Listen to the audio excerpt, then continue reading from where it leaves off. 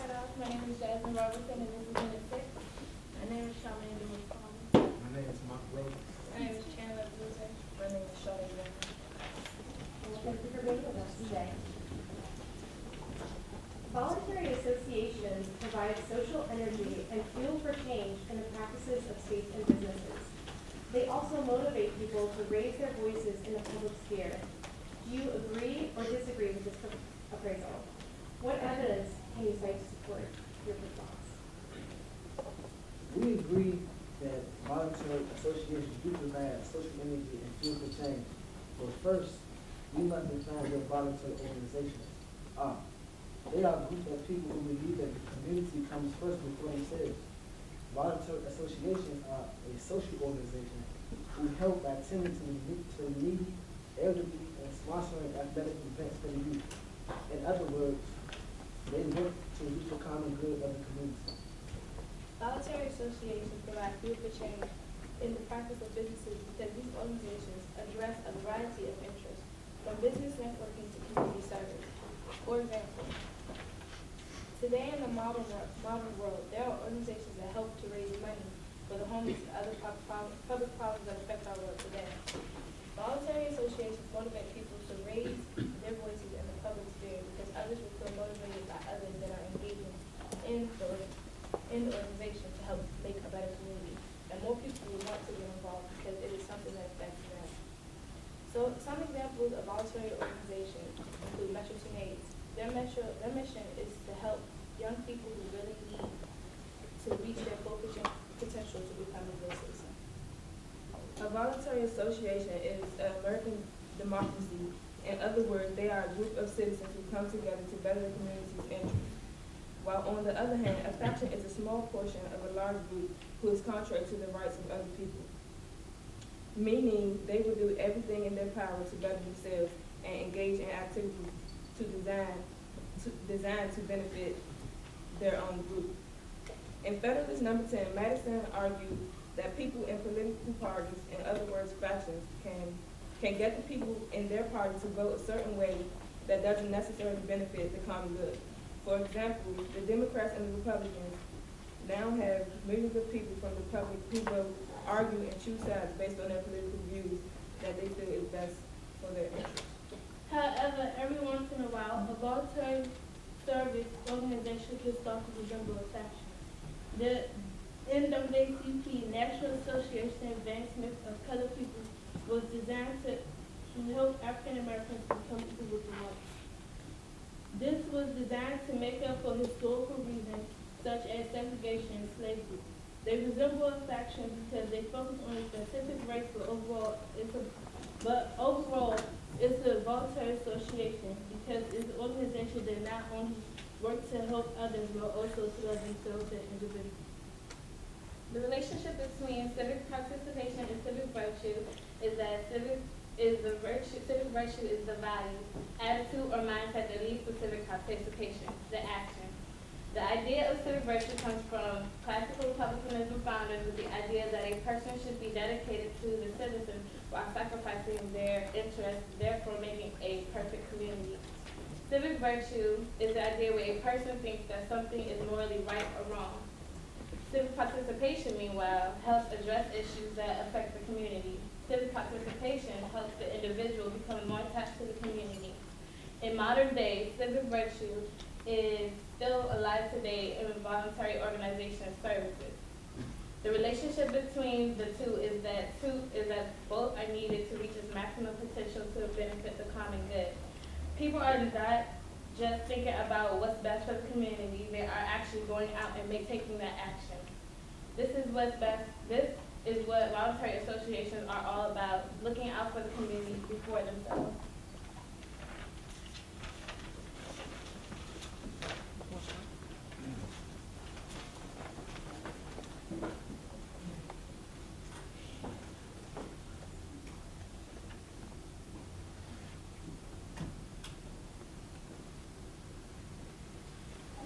You touched on my next question a little bit in your prepared statement, but maybe you could elaborate on it.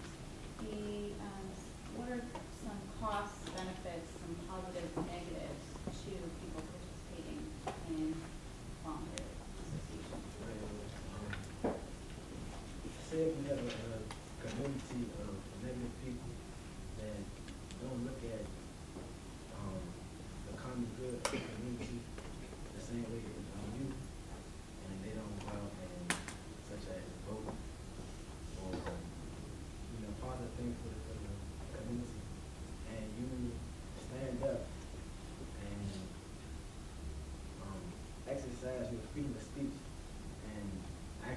out to the community and talk about it, you can not only make a change in the community, but make a change within this individual's spirit and talk about the community.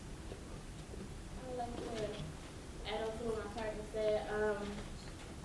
The negatives and positives towards civic virtue is that not a lot of people care about the common good, they just care about themselves individually. So the fact that some people don't care about voting because they think it's not going to benefit everybody, it does, which is the positive part about it. Because if you want to make a change or make a difference in the government and you want to just sit down at home complaining, why not just go out and vote?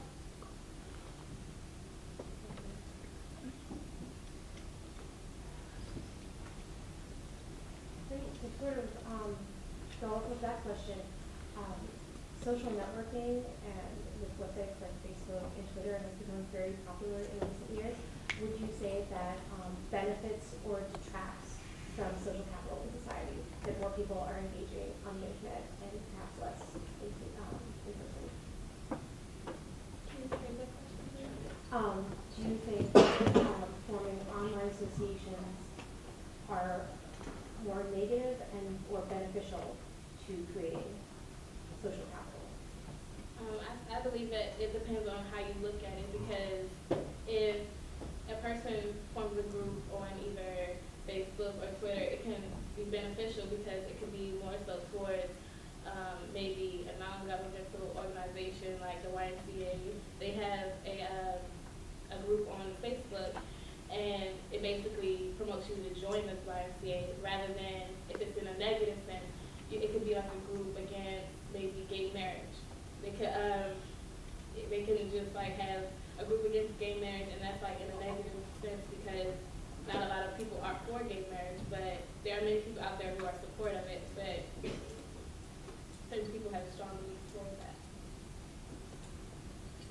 The Tea Party. Faction or voluntary organization?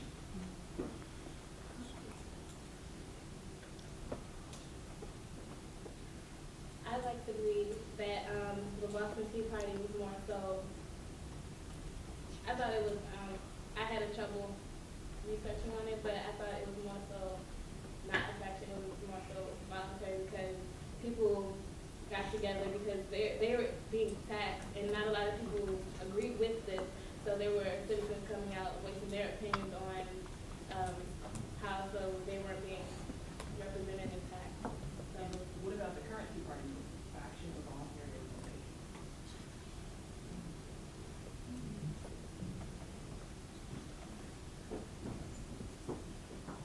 Are you familiar with the Tea Party as a political organization? They're a spin-off of the Republican Party, and some would suggest that they have similar views. Some would suggest that they don't, but essentially they run on a conservative platform.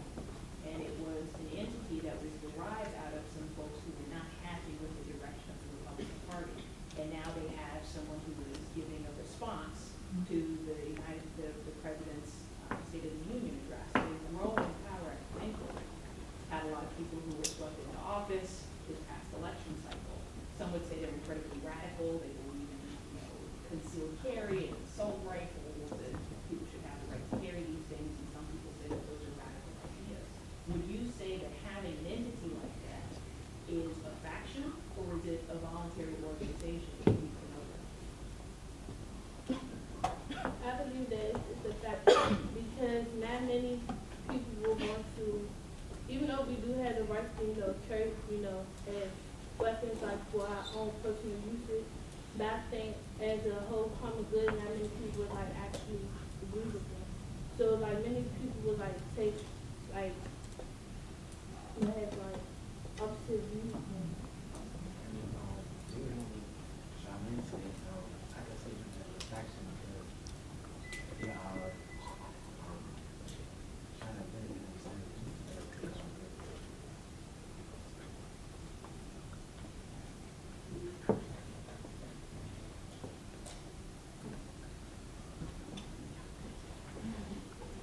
don't know about, but I think there will have to be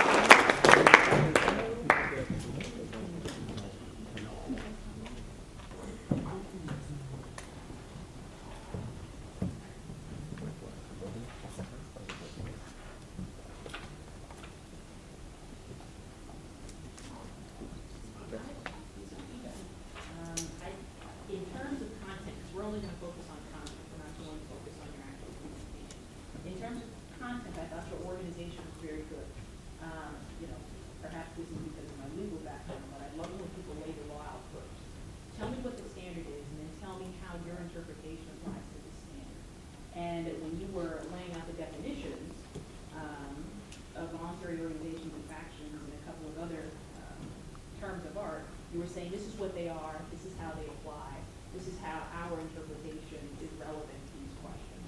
So I thought that format was very easy to follow, it's easy to understand. I liked your use of the different organizations, using them as analogies. There was one organization that you spoke about that deals with teens. Metro Teen Aid. What is it? Metro Teen Aid. Metro Teen Aid. One suggestion, if you're going to use a reference that has a high probability of being recognizable by your audience. Because I didn't know, I didn't even catch the name, I wasn't quite sure what that organization was. I'm sure you guys have an intimate familiarity with it, but I don't know who they are. I don't know what their mission statement is. I'm not quite sure how they work with the community and how it ties into your argument. So it's just something to think about. Okay. It's just something to think about. I also really like how your follow-up statements sort of went back to what you've done in your prepared testimony. Going back to the definitions you had laid out, there wasn't sort of a separation between the two responses you gave. They sort of reinforced each other, which I thought was really nice. I guess I was hoping maybe for a few more constitutional references, just because the Constitution is the basis for so much of what we're discussing today.